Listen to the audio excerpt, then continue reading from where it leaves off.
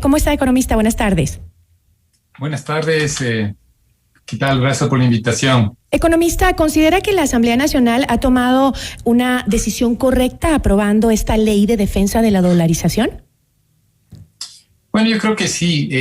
Una vez que ya se terminó la campaña electoral, Gisela, hay que recordar, había ahí un ambiente bastante complicado, ¿no? Por la campaña presidencial y no nos permitía mirar con cierta objetividad esta ley. Pero una vez terminada la campaña y una vez que el pueblo ecuatoriano ya decidió, pues tocaba hacer una revisión objetiva, lo más precisa posible de esta ley que viene a reformar, quisiera decirlo así, a reformar la ley, el Código Orgánico Monetario y Financiero creado en el 2014. 6 años después estamos modificando esta ley, ¿no? Que marca la cancha en un tema muy importante en materia económica como es el tema monetario y financiero. Uh-huh. Entonces, Gisela, me parece que sí es un paso, diría yo, adecuado, que el país necesita de alguna manera definir las reglas de juego claras en materia monetaria y financiera. Luego de 6 años de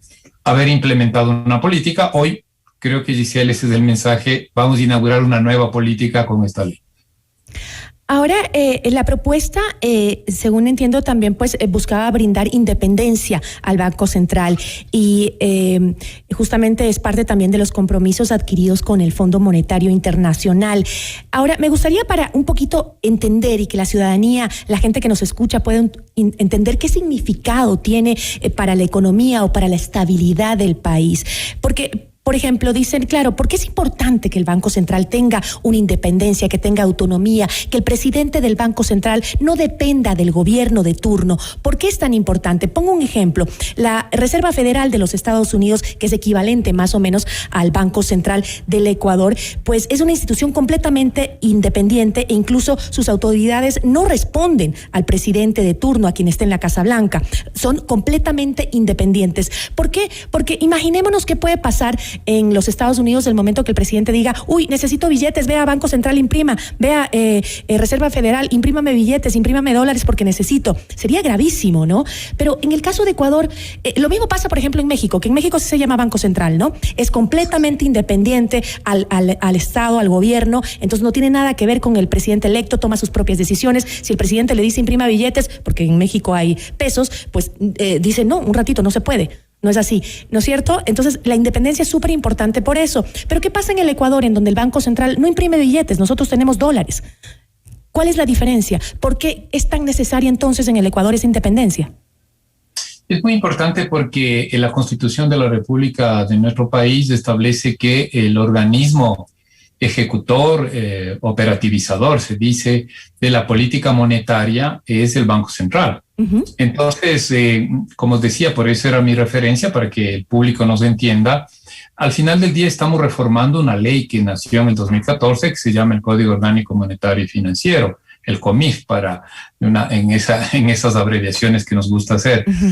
Entonces, digo esto porque en ese COMIF, en esa ley del 2014, el Banco Central se quedó sin un órgano de gobierno. No hay un órgano de gobierno como tal, sino que se creó la Junta de Política y Regulación Monetaria y Financiera, que luego ya lo comentaremos también. Esta reforma también la cambia y se divide en 2. Entonces, Gisela, es muy importante, yo creo que sí, no es el debate político ahí, sí quisiera aclarar en el sentido de que en el caso nuestro o en el caso latinoamericano, pues hay un divorcio absoluto entre los políticos o entre la gente que hace política pública, sino que, como bien lo menciona, ya no es ese mandar, ¿no? El mandar hacer, es que hazme esto y quítame esto, sino ya hay una posición mediada, ¿no? Porque también el público se asusta y dice, bueno, entonces vamos a tener una entidad que no responde a nadie. No, eso fue parte de un discurso político que yo, como le dije, Gisela, en buena hora ya, pues estamos en otra etapa, ya nos toca ver la situación con más objetividad. Entonces, sí hay esa independencia. Antes no había, en el sentido de que no había un órgano de gobierno del Banco Central del Ecuador. Yo solía decir, el Banco Central o los dirigentes del Banco Central pasan el cafecito en la Junta de Política y Regulación Monetaria. Hoy ya no, ya tiene su propio directorio, y ese directorio, en el marco de la política pública, pues tendrá que asumir responsabilidades y también tiene que darnos y rendirnos cuenta, porque sí menciono esto, Gisela, porque si no se asustan, ¿no? Nos asustamos, y porque fue uno de los comentarios que hacían los detractores de esta ley de defensa de la dolarización, ¿no?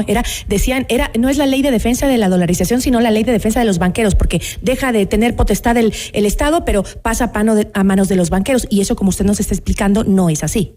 No es así, así es. Era parte del discurso del enfrentamiento electoral partidario. Hoy no es así y tenemos que dar un paso hacia adelante.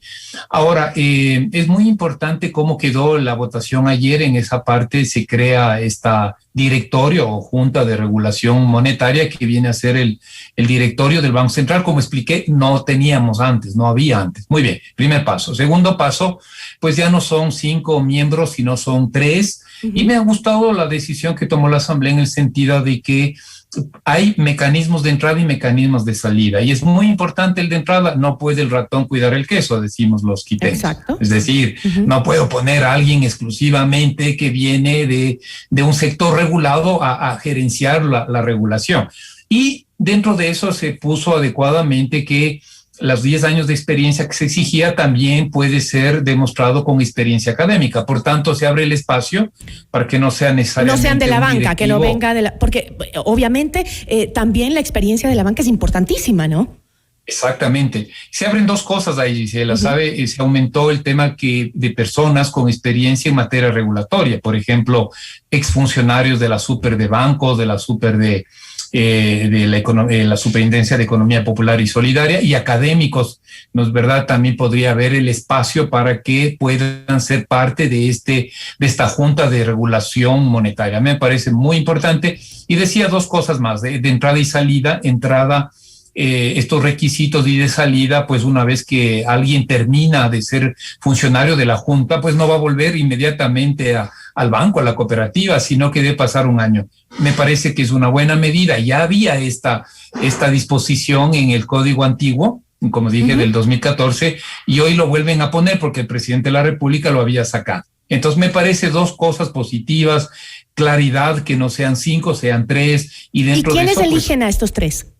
Estos 3 son nominados por el presidente de la República y tienen que ser escogidos de alguna manera, tienen que ser electos por la Asamblea Nacional. Con todos estos requisitos que usted nos acaba de mencionar. Exactamente, y eso es importante porque ahí ya no hay cómo jugar. El presidente, obviamente, por ser el ejecutor de la política económica, pues definirá a las 3 personas, pero pasan a revista de la Asamblea Nacional, que deberán tomar la mejor decisión dentro de una terna por cada 3 miembros. Me parece hasta ahí nada nuevo bajo el sol, está bien. Me parece que eso institucionaliza algo que, como expliqué, no estaba presente en el Banco Central, una entidad tan importante. Entonces creo que todos podemos entender ahora si habrá un directorio que maneje al Banco Central como organismo máximo de la política monetaria. Y hasta ahí creo que es una cosa esta decisión que tomó aprobando la ley de defensa de la dolarización la Asamblea, que fue anoche, no he leído, pero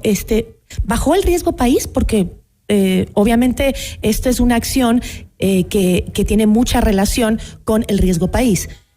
¿Bajó? Buena pregunta, Gisela. Ahí sí me tomó la lección, como suelo tomar a mis chicos en la universidad.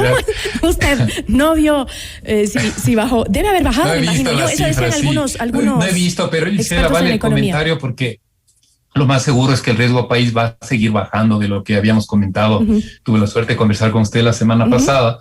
Y va a seguir bajando. Eso que creo que no es aventurado decirlo, porque el país está entrando en una senda, ¿no es verdad?, también de ordenamiento económico, que también tiene unas fortalezas y también hay unas debilidades que sí, ojalá podamos comentarlas, pero en general se percibe que hay un camino en donde el país va a empezar a recorrer, ¿no? Y eso seguramente se va a reflejar en un menor nivel de lo que nosotros pagamos por lo que se conoce como riesgo país.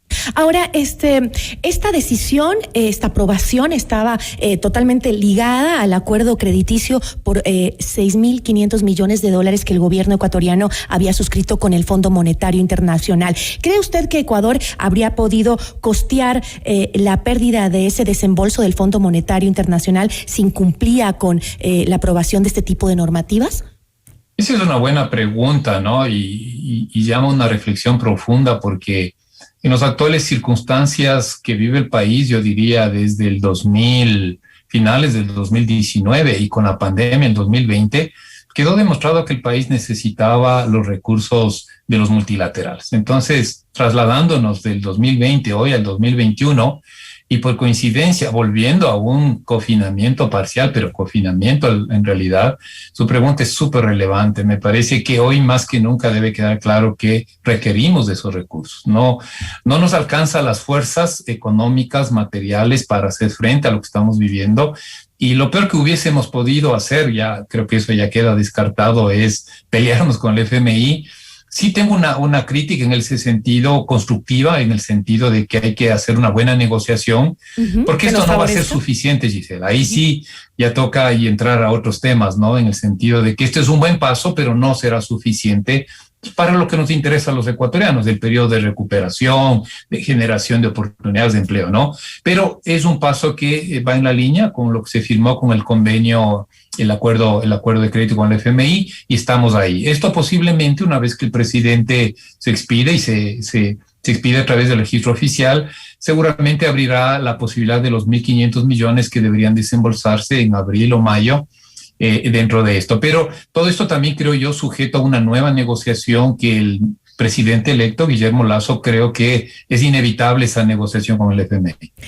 Sí me gustaría plantearle también, quisiera saber su opinión sobre el planteamiento de aquellos que votaron en contra de la ley de defensa de la dolarización. Algunos asambleístas advirtieron que en eventuales sesgos de inconstitucionalidad en la normativa se abre la posibilidad para una fuga de capitales, y señalaron que la estabilidad de la dolarización pues no dependería de la Reserva Monetaria Internacional, sino de la balanza de pagos. ¿Qué opina usted sobre ese argumento que planteó justamente el sector de asambleístas que votaron en contra?